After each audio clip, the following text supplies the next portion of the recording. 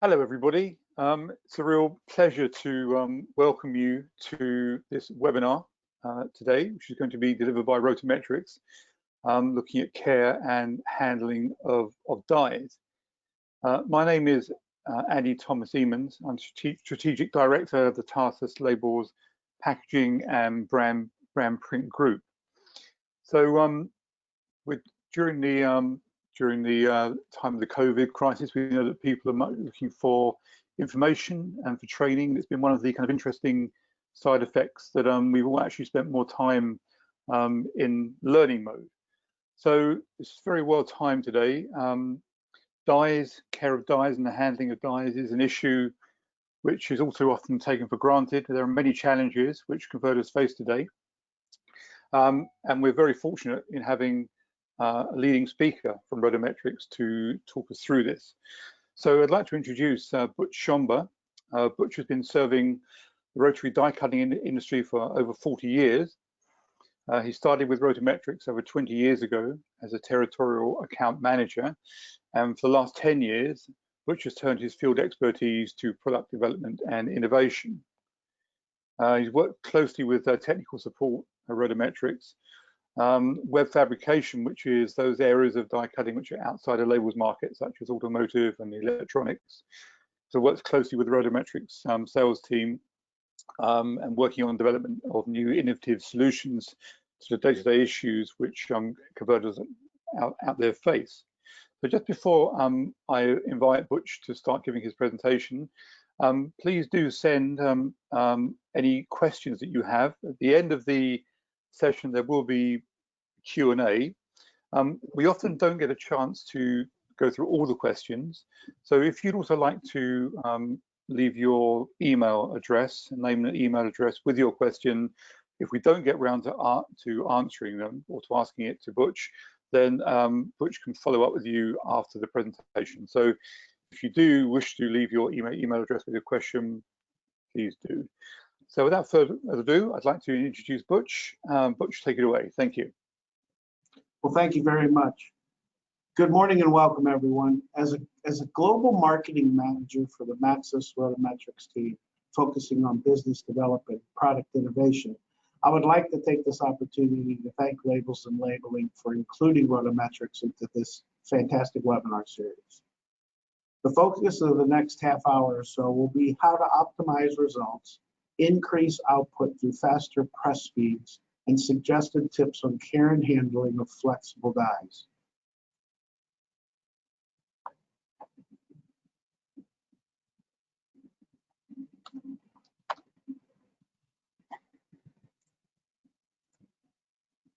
Sorry about that. So let's start with a brief introduction on the Maxcess brand and what we offer. Maxcess Corporation is a unique source of end-to-end solutions for the worldwide market of rotary converting challenges that continue to develop. With fast-changing material offerings and tighter tolerance demands from your end users, the Maxcess family of products offer distinctive solutions that can update and optimize existing equipment, as well as support the OEM machine builders with world-class durable products. From unwind to rewind, we offer sophisticated tension control units and world-class web guiding products to track your web through the press with high-quality precision rollers that can control ink and adhesive transfer with proprietary coatings. We have many customers report a significant reduction in press shutdowns due to stoppages to clean or replace rollers from multiple times per shift to now running for days or even weeks without lost production. And you can view some of these supplied testimonials on our website.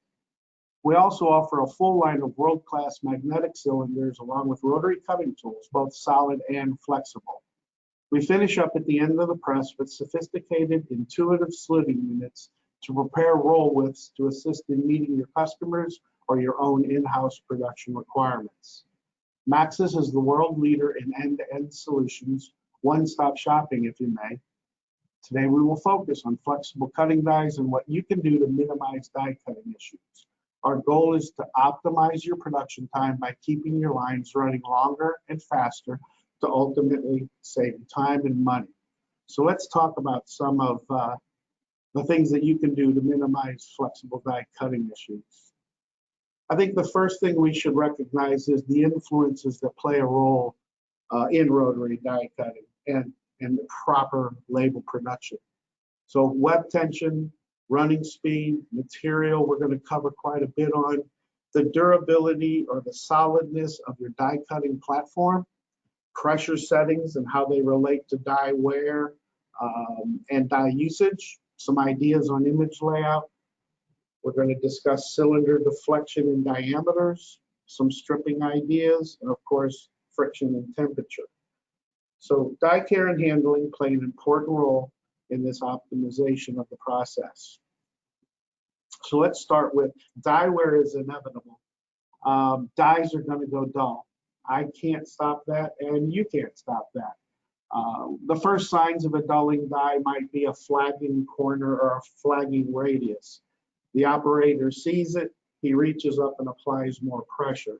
If he were to pull single labels out of the web and inspect them, he would see fuzzy edges or hairy, unclean cut label edges that are showing you that that die is not bursting that material cleanly. So again, he applies more pressure.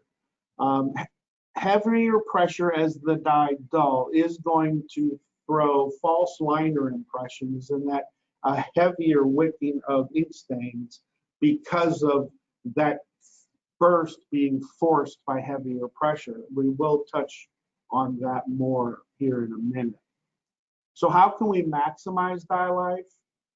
We have to look at the materials. Abrasive materials are more common than you might think, whether it be through inks. So white is not a color. White's a great example. It's a mixture of a mineral, titanium dioxide, Ti2 is added to the fluid to create the pigment white. It's a mineral, it's very, very abrasive. Thermal coatings, coatings that can be applied to a material for thermal printing contain whiteners. Most materials that are white contain Ti2, so be aware of it. As you're setting up your die or you're setting up your job, do not pressurize your die until you go to production, because even print station setup, if that die is cutting, you are abrading the top of the blade. Be aware that sharp corners in your label design cause a failure point in that as these materials are forced into this corner to cut, because they're sharp, they will be the first parts of the blade that start to show tickering or hairs. So anytime that you can break that sharp corner with a slight radius, even a 10 or 15 thousandths, which by eye looks square, but any change that you can make from a 90-degree angle to a slight radius will not only lead to longer die life, but cleaner die cutting. We mentioned pressure. Excessive pressure is not your friend. More is not better. The right amount of pressure to put on a die is the least amount that allows that die to cut and strip properly. I'm going to hit on that a little bit as we talk more into lubrication and how lubrication plays a role in keeping the thermal expansion of that tool under control, because as you can imagine, as dies wear up while you're running, the bearers area and the body area will increase in temperature differently. The bearers will start to expand, which will make the cutting blade cut shallower. Again, instant operator reaction is to apply more pressure. So now you're adding more friction. Friction causes heat, causes things to swell, which causes more pressure. So it's a vicious circle. So pressure does not really help you. It's something to be noted, and if pressures are required to increase to get the cut we want, you may want to note that die after job run to send in for retool or replacement in a flex die case, because it is dull. Heat expansion we mentioned is happening because of this friction. Bearer wipers on a machine, they come on most. Usually they're in the way of the operator, so many shops remove them. I highly recommend that you don't. The bearer wipers need to be lubricated regularly, not only for heat control, but also to wipe the debris off the anvil roll surface and the bare area of the die. So paper dust is a byproduct of what we're doing. We're bursting a bunch of paper. The dust migrates to the lubricated areas. So the bare wipers will keep them clean, keep them cool, and keep them running efficiently. Deflection, we're going to have a segment on diameters and how they play a role in die cut quality. I do want to add that anytime you can stagger a cavity when you lay it out, it'll help you decrease pressure, which reduces heat. So as we talk about the right die for the right application, this is where I usually, I think is a good idea to explain.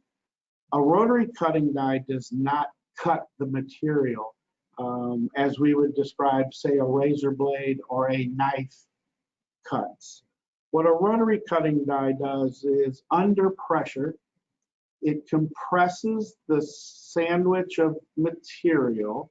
So you have a face, you may have a layer under that, a layer of adhesive, and a carrier liner. Through pressure, you're going to compress that sandwich of material to its thinnest point and cause a controlled burst to happen. So in a very common product, you would want the label stock to burst, but you would not want the liner to cut through. So we're going to control the burst through blade angle and blade flank. So if you look at this screen, paper having a very low burst strength, analogy I use is a butter knife through a newspaper. It'll blow very quickly through. It's easy to pop. It's easy to burst. Where films have a much more high burst strength. So that same butter knife through saran wrap or cling wrap, it'll stretch, stretch, stretch, and then burst the film. That's when the liner support or the stability of the carrier liner starts to play a role in proper die cutting. To add the analogy of the butter knife and paper, if your liner is supportive and hard, you get a nice clean burst. If your liner is soft and thick, it's like trying to burst saran wrap on a film laying on top of a mattress. It will just keep giving and it won't result in a clean die cut. So the difference between paper and film is I can go for longevity and die life, I can go with a wider blade profile, easy low burst strength. For films, I'm going to sharpen up that blade angle and that flat to get a cleaner burst cut or a cleaner quality ending result. We talk about material specifications and how important it is to know what you're cutting and what your die maker needs to know to produce the correct die for the job. When we talk about materials, for those of us who have been in the industry a while, poly shouldn't be a term we use because it's too generic. And when we talk about materials, I think we should start talking about thicknesses rather than poundage. So when we want to order a die for, say, paper on a 40-pound liner, I think moving forward as die cutting becomes more sophisticated, it would be advisable to say you're cutting through a 3 mil paper face to a 2.3 mil liner, or some sort of measurement in that we can use that total thickness, total material thickness to try to determine proper clearance to cut and burst cleanly. We also would need to know if you're cutting through ink or if there's any coatings involved. When we know we're cutting through opaque white or we're cutting through materials that might have thermal coatings or whiteners added, we can utilize a number of different proprietary coatings to try to lengthen die life and minimize wear. A common method of doing that is chrome plating the tool. We're allowed to apply chromes in different layers that will add to that abrasive resistance from a chrome shield for corrosion resistance, all the way up to a Challenger product that we offer for the most abrasive materials and for the longer die life. Again, remember paper and film, they have a high burst, low burst strength difference. So it's important to let us know if you're laminating. So if you tell us paper on a 2.3 liner and you know you're going to laminate it, it would be important to let your die maker know that so that we can keep that into consideration as we generate your blade profile angles and your tip flat for proper burst. Big side note here is if you are cutting through thin films or to a thin film carrier liner, those jobs not only require great press maintenance. Anvils need to be in perfect condition. Bearing blocks need to be checked and maintained regularly in order to remove all movement from within the die station, but they also require high tolerance flex dies and magnetic cylinders. On some of these 92 gauge liners, you know, when you're talking about something that's only 9/10 thick, the tolerance control must be very, very accurate in order to get a proper die cutting result. So we've talked about hard and soft liners. It's important to note if you're cutting through multiple layers of material so that we can adjust blade height to allow clearance of that substrate to pass through the die and not bottom out before we get the burst that we're hoping for. So let us know if there's multiple layers, the number of layers, and the thickness of each, and we can plan on blade height accordingly. Also, again, anytime you have a square corner on your customer request, if you can convince them to break that slightly to a 10,000ths, you probably are not going to be able to see it by the naked eye. It will more than often fill the need, but it will definitely extend die life and improve cut results. Label applications and the terms used to describe it is an ongoing conversation. So I'll break it down simply in, is a label going to be machine applied or manually applied? In other terms, that could be hand applied or automatically applied. And it's important for us and you to know what the customer plans to do with that.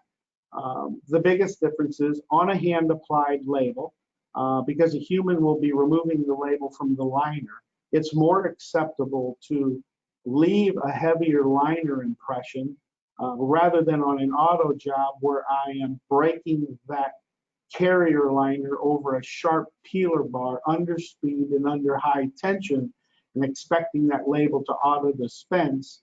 I have to monitor my liner strike so that I'm not too heavy and allowing the adhesive to wick into the carrier, which will keep the label from dispensing off of the dispenser. So it's important to know what method they're using to apply them and order the die accordingly.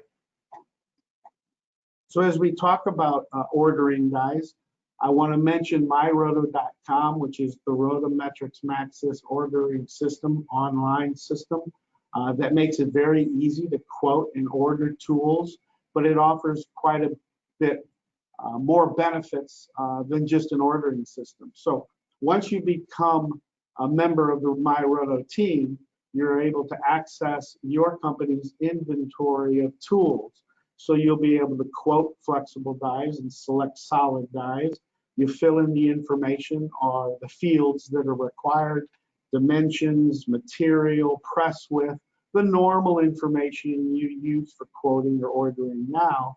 And MyRoto, through our configurator, will probably give you one or two choices of tools that will allow you to do that job. And you can choose the die that will fit based on run length, based on whether it's a prototype or a production run, and buy the tool that fits the pricing level in which you need to be competitive with. It's easy ordering. Once you do a quote, if your customer then places the order, it's very simple to go into the system and press order, and the die will automatically be ordered. You can go in and track that die through our manufacturing production line, find out where it's at any time so that you know and can plan in your production time, your press scheduling, when that die will be there and when you'll be able to get it on press. For solid dies, you'll also be able to go back in history and see how many times the die has been resharpened or repaired. And with that information, you could build a database or an information base that may allow you to predict when might a die go retool, or excuse me, when a die may go dull, when to send it in for retool. When a die is sent to Roto, when we send it back to you, we'll include a note that says this is the last time the die can be ordered. So we try to offer a number of ways to highlight to you so that you don't get caught without a die. And while speaking about getting caught without one, we also know that there is many times new dies are quoted and ordered when you may already own the tool. So by being able to search within My Roto by your part number, your PO number, or the RotoMetrics serial number, and comparing it to an actual visual die line database, you'll be able to find out that A, you may already own the die. It might be somewhere in your shop and misfiled or misplaced or misstored, and not buy a duplicate of a die you already own. So it'll be very helpful, I think, there in maintaining inventory as well as getting quotes and orders. So as we receive the die into our shop, now that we've ordered it, what we want to do is open up the package, and it could come to you in either a flat packaged box or a core. That's dependent on how you store your tools and what works best in your inventory system, or if a die has been pre-curled prior to shipment. And a die would be pre-curled only in the times where there's either a lot of blades on the die, and we want to help it wrap the cylinder smoothly, so we can add a curl in manufacturing to help that mounting. Or if you're by chance using a small diameter mag cylinder, this will help it adhere smoothly on the cylinder without bouncing or deflecting.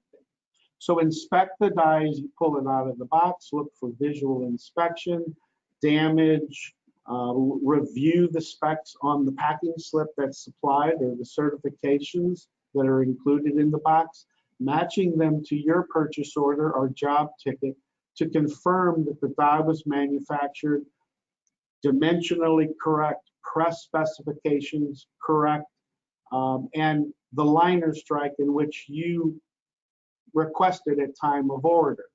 Make sure it all matches, make sure that the material that's called out on that paperwork matches your job material.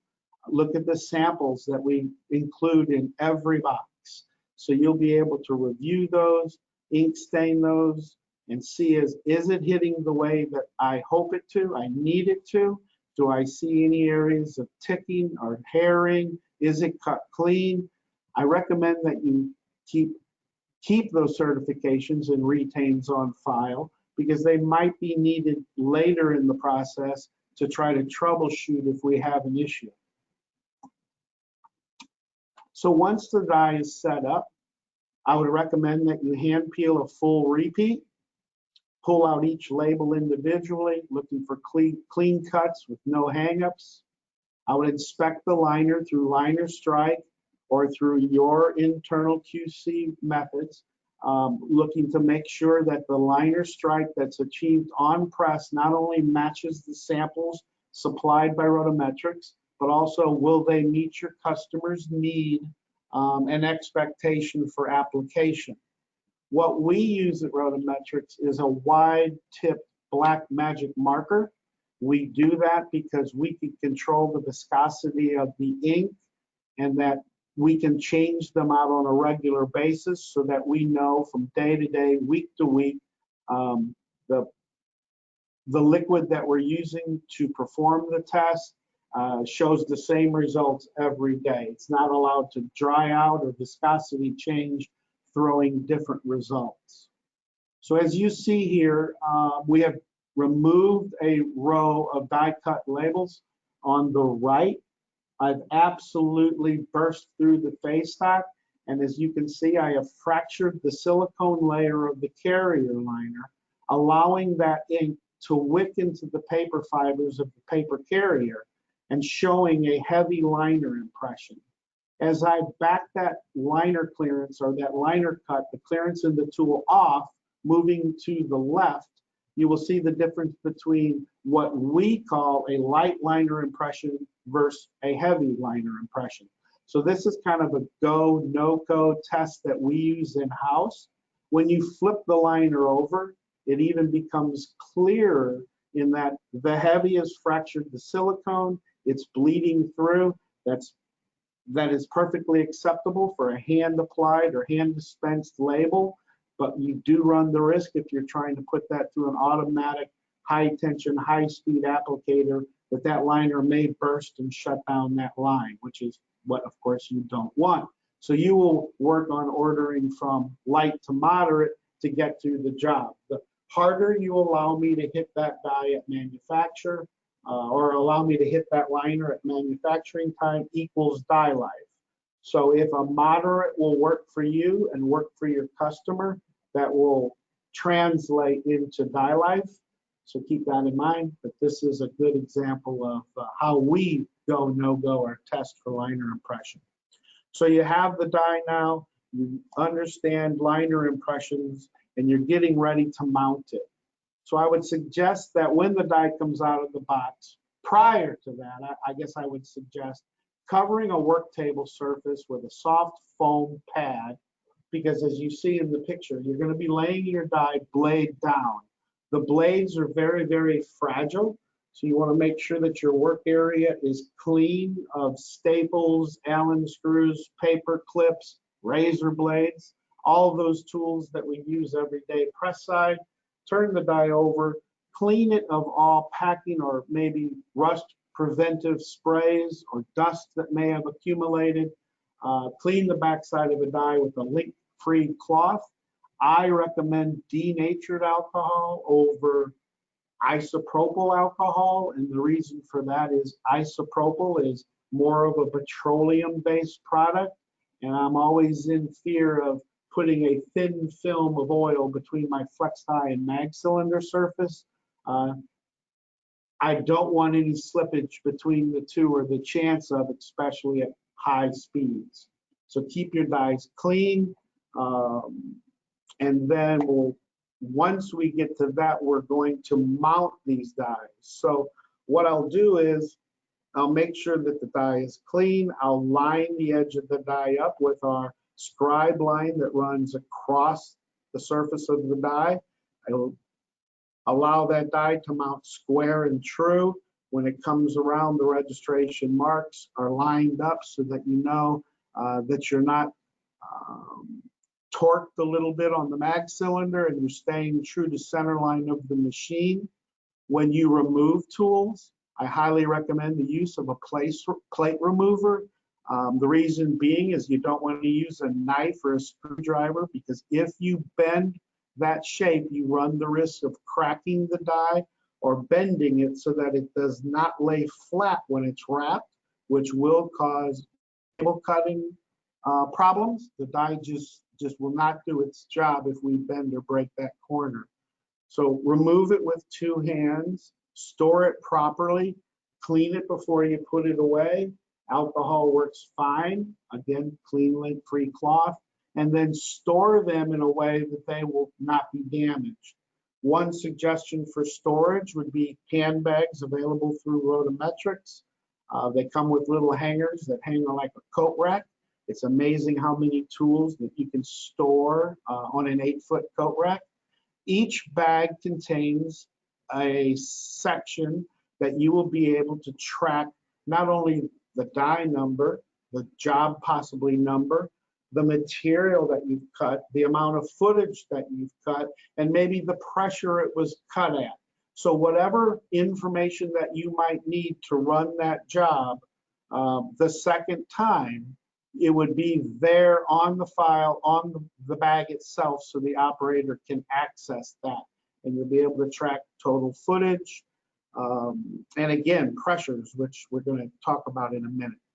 So mag cylinder, again, let's hit some terminology. The diff of a mag cylinder, or the air gap of a mag cylinder, is the difference between the body diameter of the mag cylinder in relationship to the bearer diameter.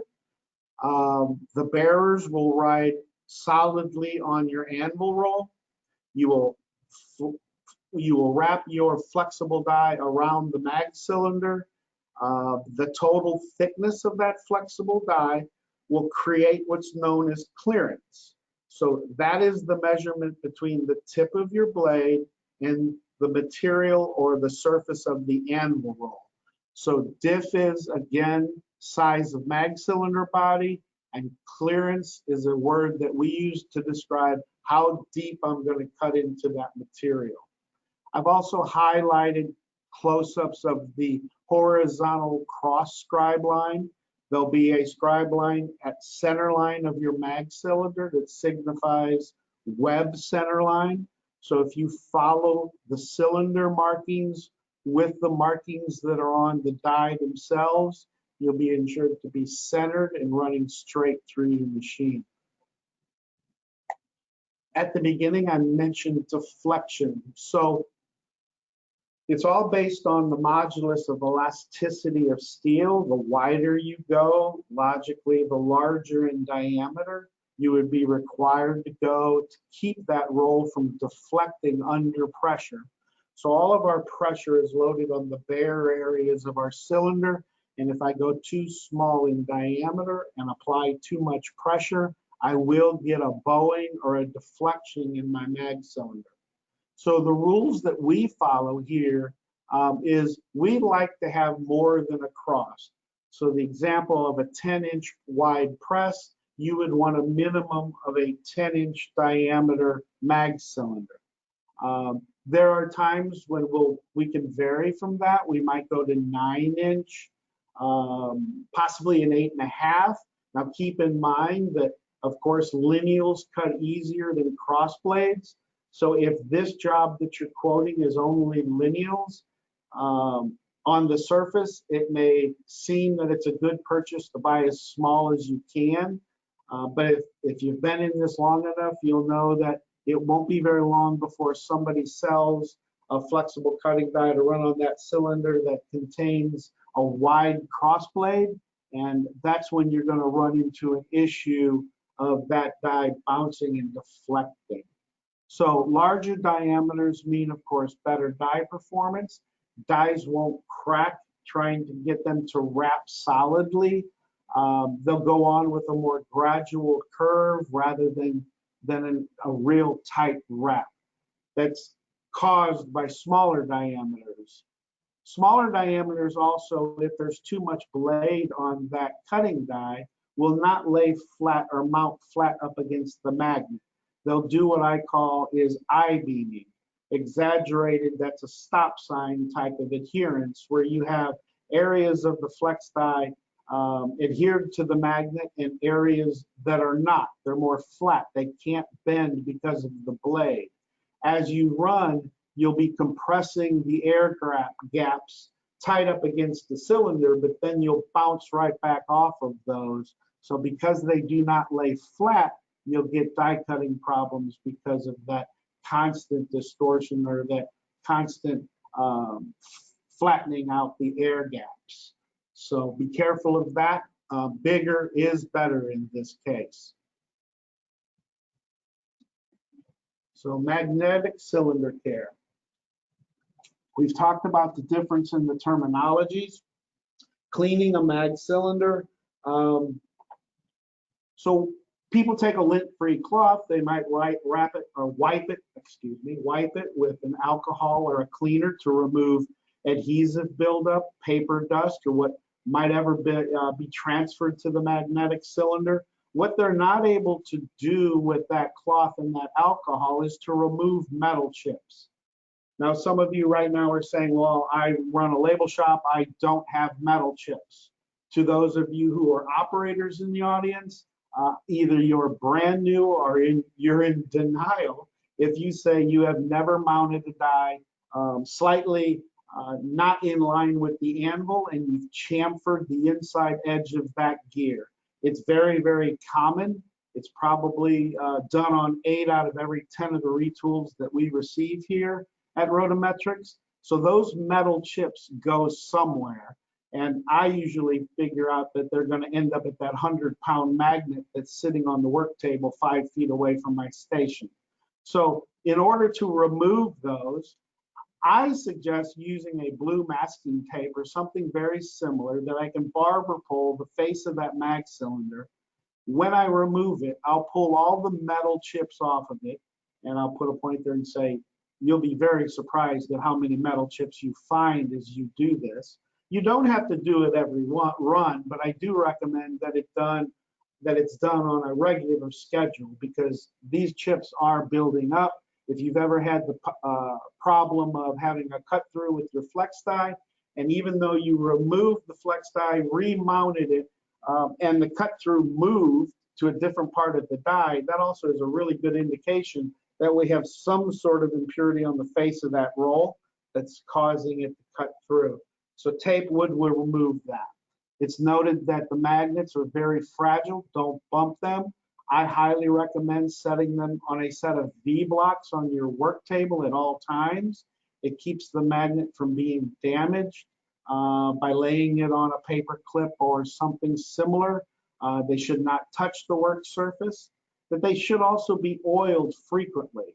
So the ones that you're storing that you don't use it very often, I would use a lightweight, maybe 3-in-1 or WD-40 type spray. Cover them before you seal the box back up.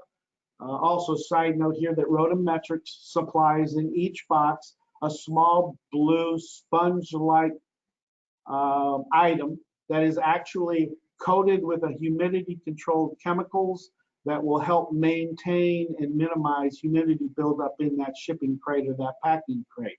Don't throw it away. Leave it in there. It's doing something, even though it may not seem to, but it is, again, chemically treated to avoid oxidation. If you do find a light rust or oxidized red-colored area of your cylinder when you pull it out of inventory, I suggest using a Scotch-Brite cleaning clad, a little CLR or WD-40, and remember you're just polishing off that oxidation. You're not trying to sand it off. You don't want to put a flat spot on your cylinder, so just lightly buff it off and it can be removed and used again without any problem. I do not recommend storing your flexible dies mounted on your mag cylinder. I believe this is just asking for humidity and oxidation to form under that flexible dies. So whenever possible, it is highly recommended that you remove the flexible die from the cylinder before packaging or before packing it back up. So we talked about cutting depth and clearance. Here's a picture of a great image of a automatically applied blade. And how on the left you see that it has burst through your face stock. It had burst through the adhesive layer, but it has stopped at the silicone release coating layer of that carrier. So it's a perfect die cut. The paper label cut clean, the adhesive cut so you could strip it with minimal whipping or buildup, and you've not fractured that liner silicone, allowing for wicking or a heavy impression. The top right, you can see I've gone through everything. I've burst through my face, I've burst through my adhesive, I've come completely through the silicone, and more than likely that die is not going to dispense very well because the label is going to want to adhere to the liner. The adhesive is wicking through and grabbing that liner, the fibers of that liner, and even though it's bent over a peel bar, it's not going to release from the liner under high speeds. Opposite of that is bottom right. I've not even cut through my face stock, so my adhesive is not cut. This label will not strip. Unfortunately, what will happen is the operator will apply more pressure. He might get it to work, but he is preloading every bearing, everything on your machine, causing, again, premature die wear and press maintenance issues. If this happens, we need to troubleshoot a little bit and find out why the die is not doing what we expected it to do. So when you call and say, my die is not cutting, why can you help me? The first question we're probably going to ask is, did it stop cutting immediately, or was it a gradual over time issue where it just seemed to start to dull?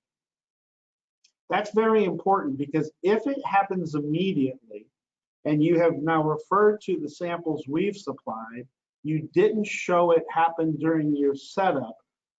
Did it happen at a roll change?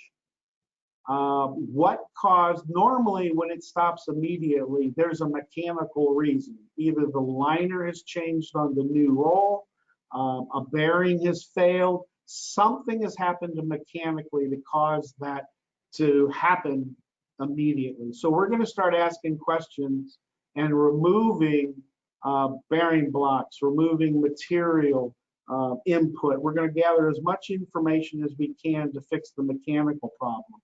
If it wears out gradually over time, we'll probably be more focused on the material, what it is, the inks, what colors are they, what caused this die to wear out quicker than expected. Did the problem happen on every label, or on a single label in every revolution?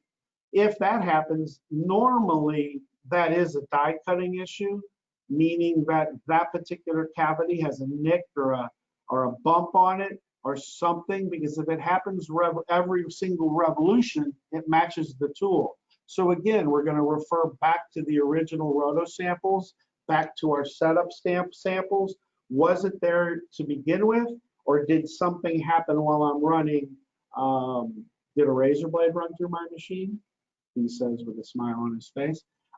So we're going to look at that, and we're going to see what die-related issue causes that. If it's random, well, that starts to get mechanical again now, in that we're going to ask about anvil roll condition or bearing condition. Is the anvil roll have a scratch or a nick in it that it takes 4 or 5 die revolutions to mathematically have a blade hit that one spot on a different tooth size anvil? So we're going to start inspecting the rolls in the station to find, can we create a pattern of what's causing this random failure?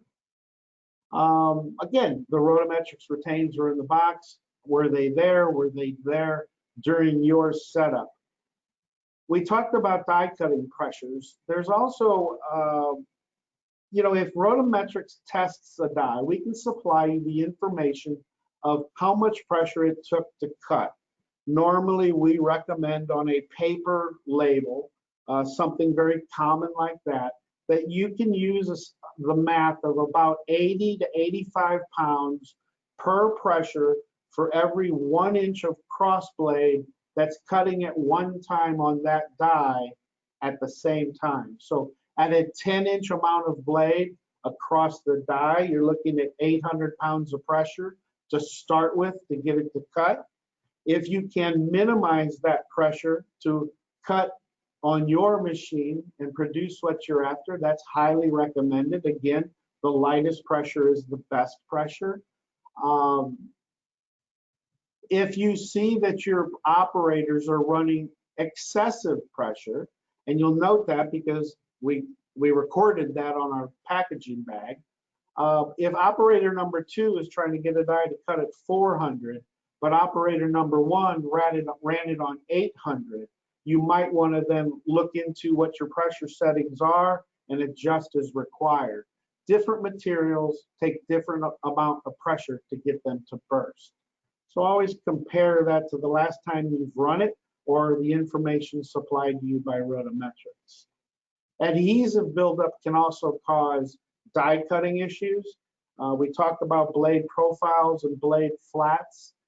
They're designed so that the blade paddle wheels into the material and paddle wheels out of the material to create that controlled burst. If adhesive builds up on the sides of the die and does not allow that profile to do what it was designed to do, you might have issues. This is a great time to talk about the 2018 Label Industry Global Award RotoRepel adhesive treatment. This coating continues to be the industry's #1 choice for nonstick or for adhesive buildup, for ink transfer cleanup. It does a fabulous job at reducing the adhesive that builds up on the tools. What might have had caused an operator to shut his press down at every roll or number of times during the shift to clean that die with solvents and popsicle sticks or whatever tool you use. Now, many of these adhesives, if they build up or if they stick at all, can easily be cleaned off with a warm, wet rag and put right back into operation, minimizing shutdowns and increasing production. So clean them before you put them away. Note any cleaners that you might use to clean these. If they have a pH of over 10, which is getting very acidic, almost acid, it will etch the coating off. But short of that, all cleaners should do a very good job at RotoRepel, and it continues to do really a good job in increasing optimization of press speeds and production. So we started with the statement of die wear is inevitable. It is. Things to consider is, again, making sure that you buy the right die for the job that you're planning to run, using My Roto to pick the tool of choice, describing materials very detailed to your CSR, letting them know whether you're cutting through whites or adding lubrications or, laminations. Let us know if the material is abrasive. Again, we have dies that are built to offer longer life in that material and coatings that we can add to help protect that and lengthen die life. Watch your die pressures, monitor them. Dies, again, are going to increase temperature. When they increase temperature, they start to increase in diameter, which forces the operator to apply more pressure, which then increases friction, and the cycle will continue. More pressure, more friction equals more heat. So he'll play a little bit of catch up as he runs. So use your bare wipers, lubricate on regular schedules, change the bare wipers on a regular schedule. They're very inexpensive and easy to get. That's highly recommended for not only cleaning the bare areas, but lubricating them as well. That would be good tips on how to maintain die life. Now, a lot of information was shared today on die care and die handling, and I want to mention that there is a great publication offered by the Label Academy. It is the Die Cutting and Tooling Manual. It's available through www.label-academy.com. RotoMetrics has contributed a lot of information into this book, and I recommend it to be, I think, a tool that everyone should have. RotoMetrics continues to offer and plan on ongoing webinar series of product demos, events, and trade shows. We have one coming up on September 30th. We'll have another one on precision rollers at a later date. We're very interested in your feedback in this presentation today. If you found it useful, or if you have questions outside of this, you can reach through the organization that put it on, or personally, I can be reached at butch.schomber@rotometrics.com. Feel free to share with me your questions or what you might want to see on the next one, or you can visit our website at www.rotometrics.com.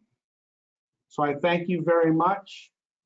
That is from Maxcess RotoMetrics Solutions team, where we solve your problems faster.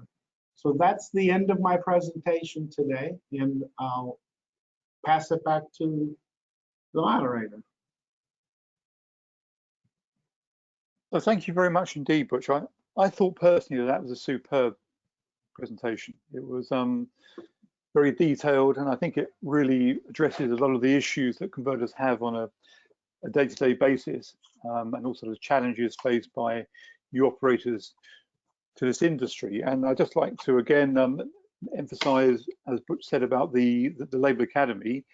So the Label Academy was set up originally by my colleague Mike Fairley, who I'm sure that many of you will know, because really there were no kind of educational information resources dedicated to the label converting industry. So they cover a whole range of subjects, including digital printing, materials handling, and as you say, in this case, the die cutting manual, which, as Butch said, RotoMetrics were instrumental in helping us to put together.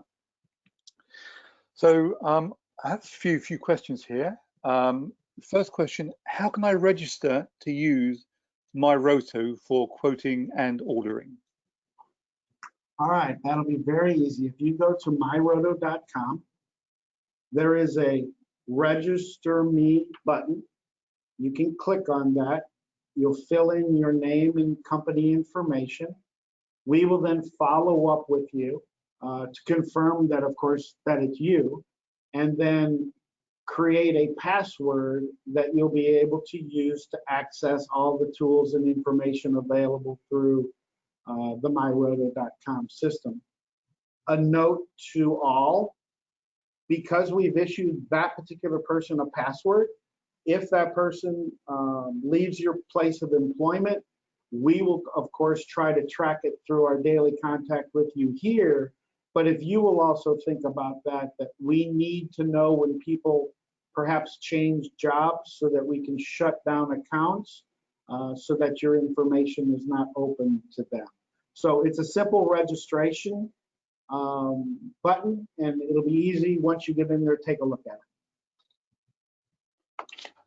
Thank you, Butch. Have quite a few questions coming in. Everybody actually has asked to pass on their regards, to say that it was a fantastic presentation. The first question that we have here is, what is a good matrix size to leave for clear stripping? That's really going to be material driven. So I would love to say a common 1/8 inch. Give me an 1/8 of an inch and you'll be fine. But we want it to be strong enough. So the factors that play a role, of course, are going to be the strength of the material we're trying to strip, not only the spacing across, but the spacing around, and then how sharp is that corner that we're trying to pull around. And are there any areas that we're going to have to come backwards in, say a V into a shape where I've got to come back to pull it?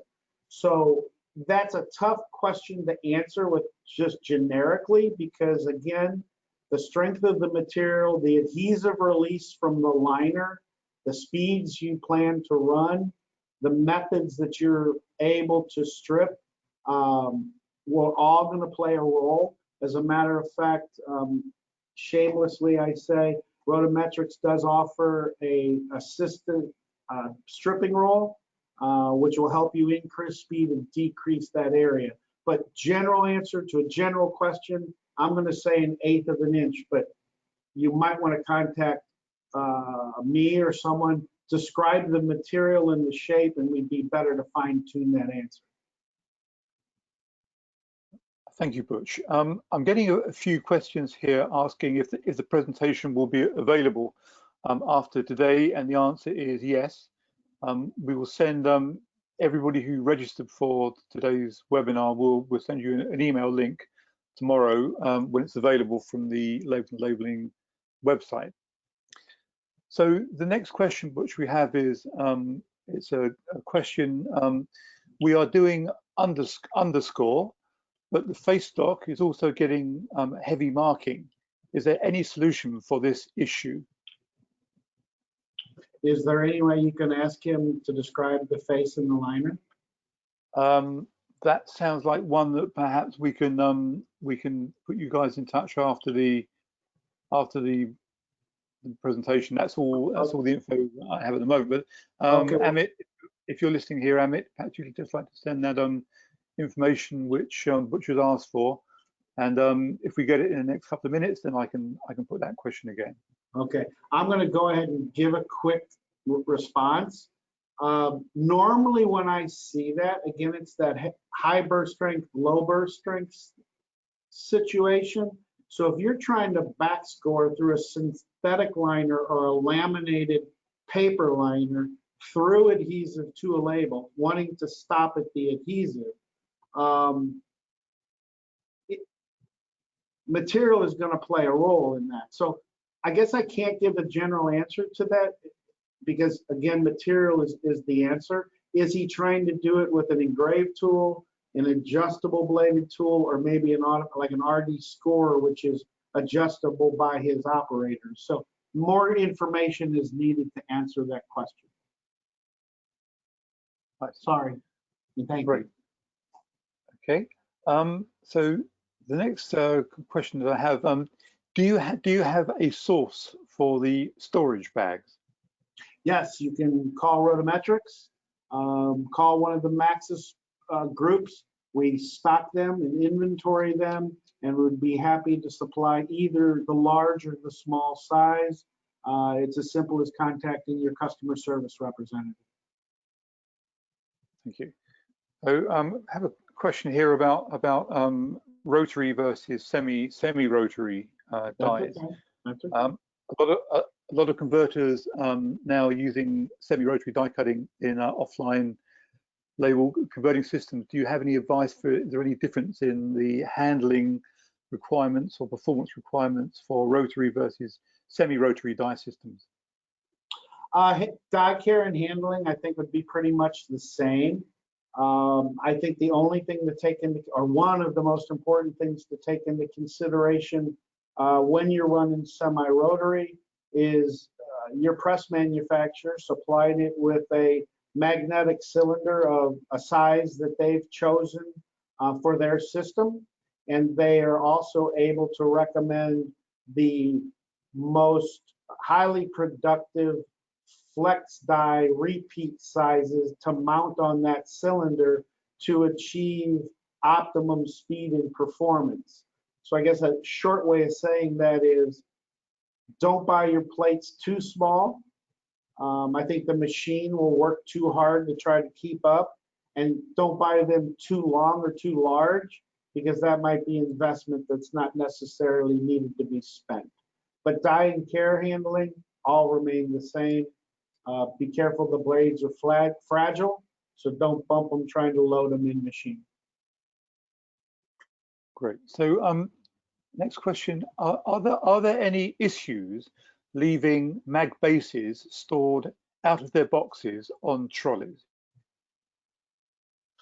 The first thing that comes to my mind is A, they're open to the environment, and B, they're open to anything that happens to be flying around the room. I guess maybe C, you also run the risk of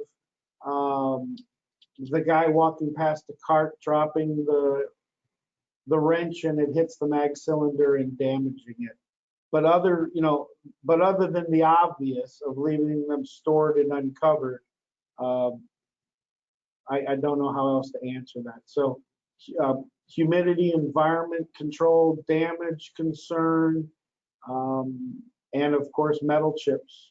So those are the three things that pop to mind. That's great, thank you. So we just have time for one more question. This is from a user of solid rotary dies on abrasive materials. Are there any applications now which magnetic dies cannot handle compared to solid dies, particularly in reference to very abrasive materials? Okay, what I heard was there's something a flexible die can't do than a solid die in abrasive materials. Yeah. If that's the question, I'm going to say a solid flexible die, excuse me, a solid engraved die with a Challenger coating on it is the industry's #1 abrasive resistant cutting die. It can be made with deep controlled low profile blades and flats, where the flexible, you only have 11 thousandths estimated blade heights to begin with. So if you're cutting something like sandpaper or something that's very, very abrasive, and that can be simply as I bumped it 3 times with a screen printed opaque white before I try to die cut it, a solid die will always outlast a flexible die under those extreme conditions. That's great. I think we probably have time for another question here, Butch. I'm getting quite a few questions on the impression lifespan of a chrome or laser hardened die. That's one of those really hard questions to answer. I'll start off with flexible dies in the last 5-6 years have come light years in quality and in die life because of coatings and laser hardenings than where they were. We have people that are experiencing millions and millions of revolutions on flexible dies, cutting not only thin films, but paper as well. But how to determine each individual converter's die life expectations is a little bit difficult because of uncontrollable input, and that would be anvil roll condition, lubrication usage, colors of ink, die handling. I would say more tools get scrapped and replaced due to mishandling, whether it be as simple as overpressurizing or non-lubrication, to damaging them, mounting or dismounting them, or in storage, than ever wear out due to die wear. So hard question to answer because there's too many outside influences, but I would be happy to talk to individuals, get their stories, and help them better understand the question and the answer if necessary, or any one of the RotoMetrics or one of the Maxcess team can help you with that. Which I want to real quick jump in and say, if any of you are interested in the Maxcess brand family contact information, you can call 1-844-MAXCSS, which is 1-844-629-2377, and through a series of prompts, you can be led to each member of our family, from Mag Power to WebEx to Fife to Roto to Tinlin. All of this, Componex, Valley Roller, all of this can be reached at that number through a series of prompts. So again, that's 1-844-MAXCSS for a simple contact phone number. Okay, so thank you very much indeed, Butch. There are some a few more questions to come, but as I say, if anybody here who's on the webinar would like to, probably the best and most direct route will be to contact Butch directly. He's given you his email. It's on the presentation. If you can always contact us as the organisers, and we can put you through to Butch, because I know there's some more technical questions coming here through, and I'm sure that Butch will be delighted to help you with them. So with that, then I'd like to again to thank RotoMetrics, Maxcess, very much indeed for putting in the time and great effort required to put this presentation together. We're very much hoping that when things do get back to normal again, and let's hope that they do soon.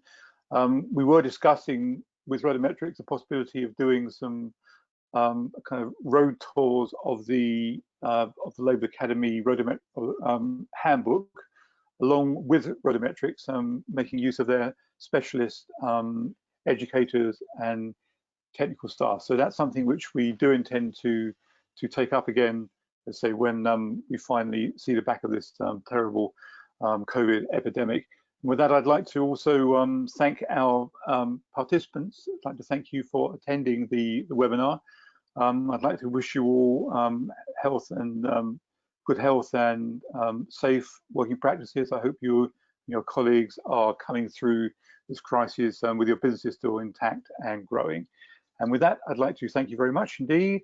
And again, we will send you an email with a link to the webinar so you can watch it again, listen again, and please do send us any feedback that you have. Thank you very much indeed. Thank you, everyone.